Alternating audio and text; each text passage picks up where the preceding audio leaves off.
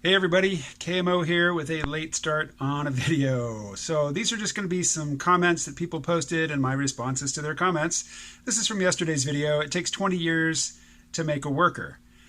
First, in the video, I mentioned that I didn't really think that China was much of a communist country. I think that their experiment with capitalism and their special economic zones had pretty much grown to take over the country, and that they were basically a capitalist country, but an authoritarian capitalist country. And an unelected leader posted, "Since when does a capitalist country have state-directed credit and 150,000 state-owned enterprises?" And Zihan, like Gordon Chang before him, isn't seeing his China predictions, or for that matter his Latin America predictions, pan out. Zihan neglects, out of shame for his homeland, how and why Kissinger and Nixon ended up in China, and why the Bretton Woods system membership was extended to China.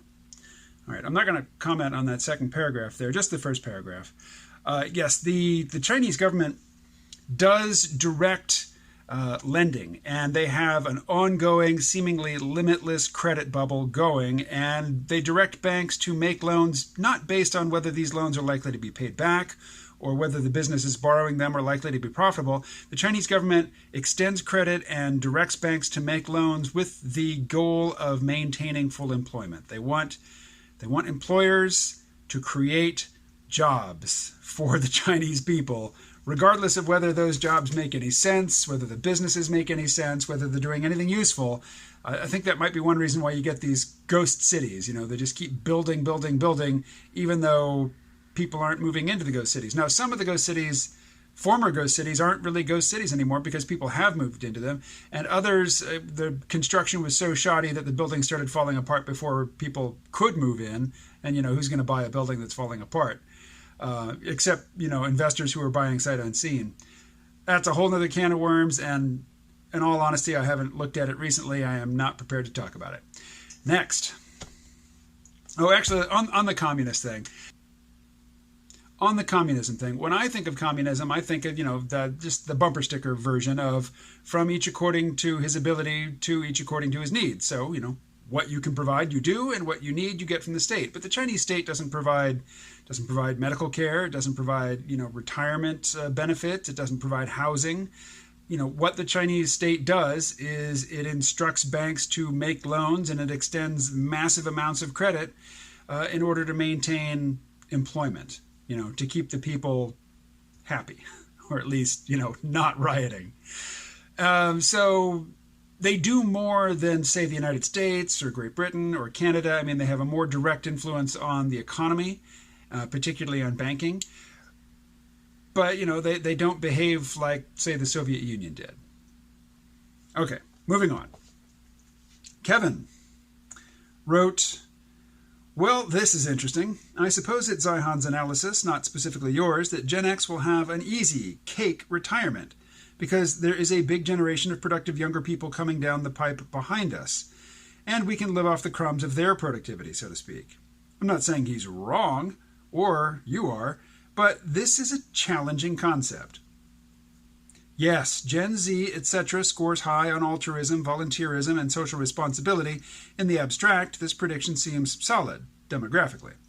But Ted Rall and many financial experts have written column after column after column about how half of Gen X, you and I are probably good examples, have nothing saved for retirement, and the generations after us seem to have less than nothing saved and few prospects of saving in the future. Look up any statistics about the wealth gap between the old and the young, and it's not so much a gap as a valles marineris. As you point out at the beginning of this vid, in our society, workers are expected to finance their own retirements. Maybe Japanese retirement robots will be capable of taking care of retirees in the future, but nobody's going to be handing those things out for free to poor elderly retirees. To imply that Gen X retirement will be easy just because of abstract demographics implies a massive paradigm shift of both values and economics within about 25 years into an entitlement culture. This is the sort of hippie New Age paradigm shift that most of us rightly lampoon. I'm not saying that's impossible or Zihan is wrong, but it's very hard to see from where I'm standing. My crystal ball shows me massive stratification of wealth instead, and a lot of suffering and fatal problems in the next few generations of retirees after the boomers.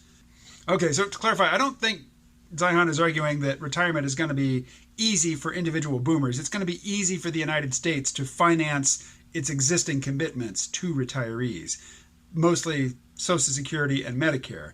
You know, maybe you're not old enough, maybe you are. I think these non-Yang videos tend to draw an older audience. You might remember Al Gore going on and on about the Social Security lockbox, and you know how pundits and experts and everybody else pointed out, look, there's no such thing as a Social Security lockbox. That's just considered general revenue, and it gets spent every year. There is no savings locked up someplace that can't be used by the federal government, you know, that represents workers' payments to Social Security over the years. Social Security benefits are paid out of the tax revenues of the current year. So, and that's a simplification. You could nitpick it, but let's leave it at, you know, that simplified level for the purposes of this discussion. What Zion is not, he's not saying that, you know, you and I, Kevin, are going to have an easy as cake retirement because there's so many, you know, millennials behind us. What he's saying is that the government is going to have, it's not going to have the same super tight budgets in terms of meeting those, you know, commitments when we retire as it is going to have over the next 15 years as the boomers all move into retirement. Eventually they will start to die off.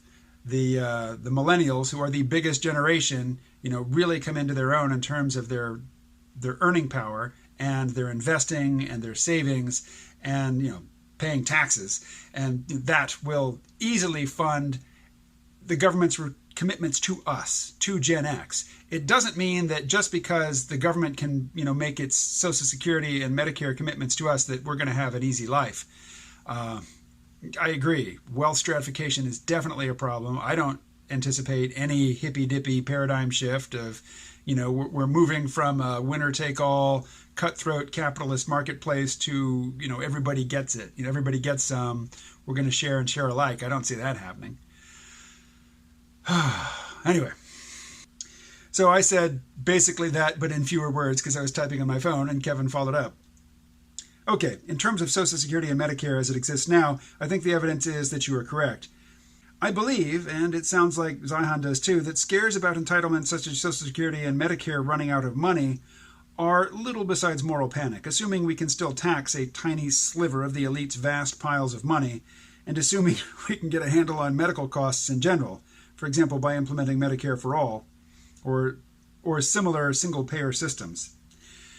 Or, and this is my only talking point really on medicine, the incredibly high cost of medical care in the United States today is a result of manufactured scarcity. It is a coordinated effort by government to limit the number of doctors and to limit the options that people have, you know, to have very high requirements for anybody who would provide any sort of medical care, you know, licensing, that sort of thing, and insurance companies, you know, who have an army of so-called adjusters and other paper pushers whose job it is to deny you coverage, to deny you, you know, to not pay for the medical care that you got thinking that your insurance would pay for it. So I don't want to sound like a raving libertarian here or, you know, a free marketeer, but if the actual cost of medicine or medical treatment was just based on, you know, the price of production plus a modest profit, medical care would be much cheaper. But it's based on cost of production and an enormous amount of profit. You know, it just doesn't make sense for an insurance company to get paid every time you go to the doctor. You know, it used to be in this country that you would go to the doctor, you would get your care, you would take money out of your pocket and give it to the doctor, and it was done.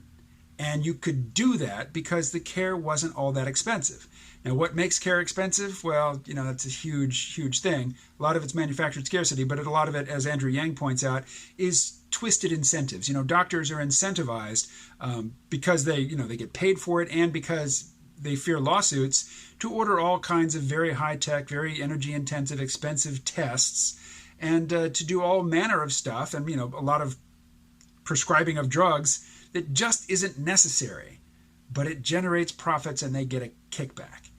So, I don't want to dump on doctors. Doctors are not the primary problem with our medical system, although the American Medical Association definitely plays a role in manufacturing scarcity. Anyway, moving on. Paul in Texas writes, there are so many competing narratives for how the future will shape up. Yes, yes there are, and they are mutually exclusive. Although some of them, which might seem mutually exclusive, dystopic and utopic thinking can go hand in hand. When people say, what is the future going to look like? I say, well, what does the present look like? If you look at downtown Shenzhen, it looks very different from, villages in the interior of China. You can go to places in Africa that have nicer roads than we have here in Vermont, and you can go to places in Africa where they don't have roads, but there's still people living there. Some people don't have access to electricity. Some people like me, I'm considered struggling financially in the U.S., but I don't worry about, illumination. It's basically, for me, it is free. The cost of utilities is included in my rent.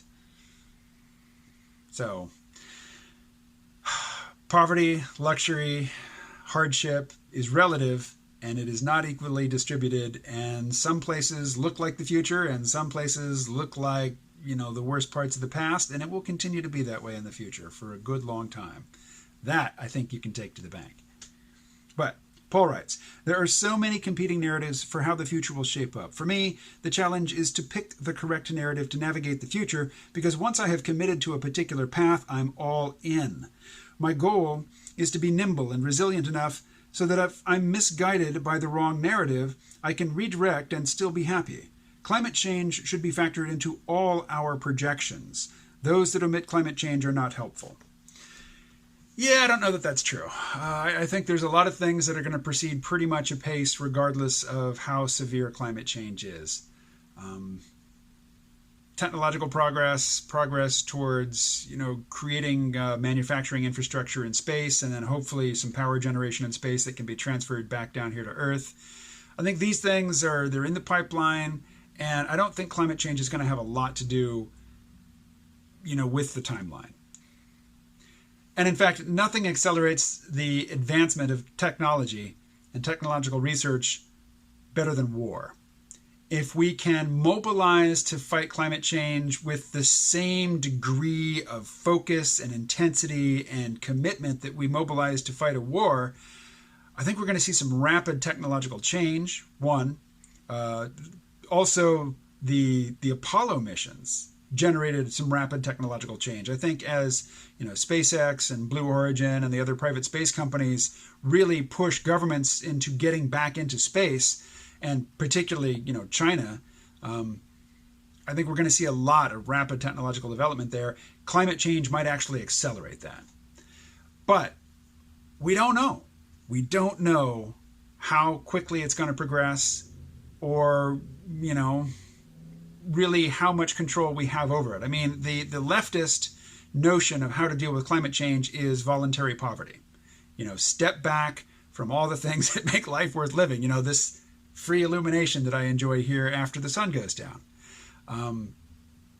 Common, we taken for granted transportation.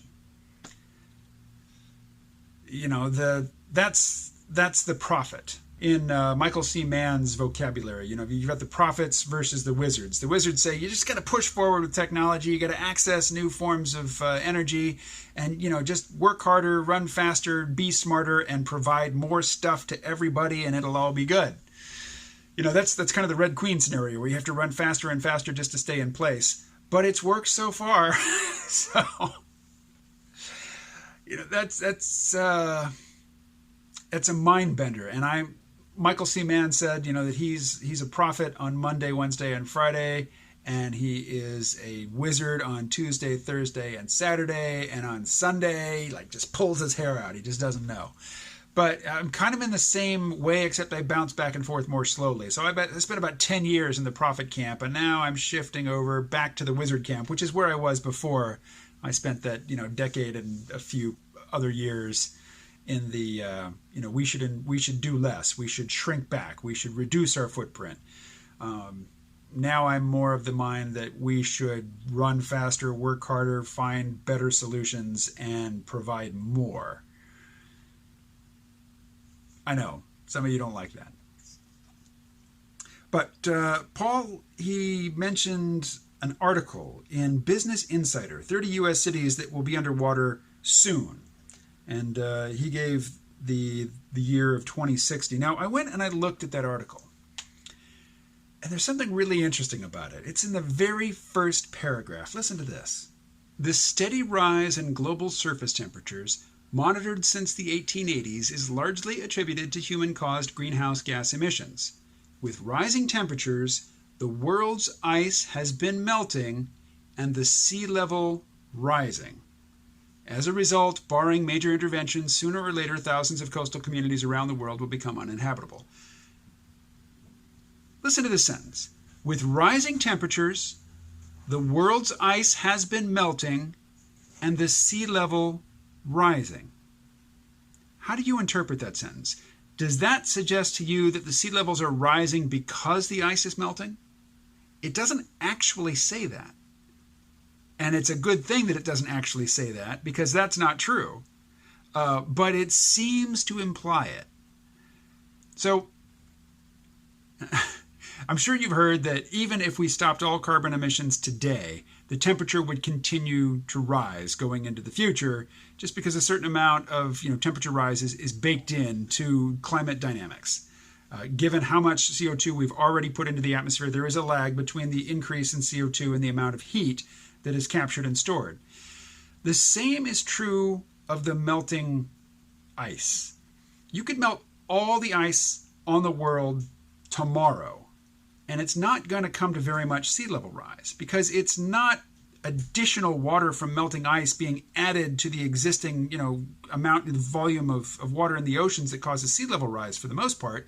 What causes sea level rise is that as the water gets warm, it expands.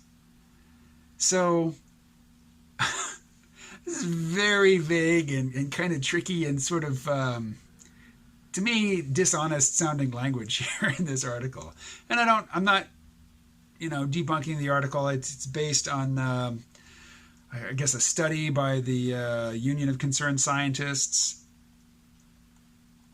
And yeah, there's going to have to be some drawback from coastal areas. There are places in the United States today, floodplains, flatlands near rivers, that flood again and again and again, and people live there and they get washed out and they rebuild and they get washed out and they rebuild, and it's just an endless cycle. Why do they keep rebuilding there? Because their flood insurance pays for them to rebuild, and that's where they want to live. As soon as the insurance companies stop issuing new policies for places that are in danger of flooding, people won't build there anymore. That's a fairly easy thing to fix. Now, what I told Paul was, if you live in Florida and you want to sell your property before you leave Florida, you better do it now, because there will come a time when you'll just have to leave. Nobody will be interested in buying. All right, I've gone on way too long. I will talk to you tomorrow. Stay well.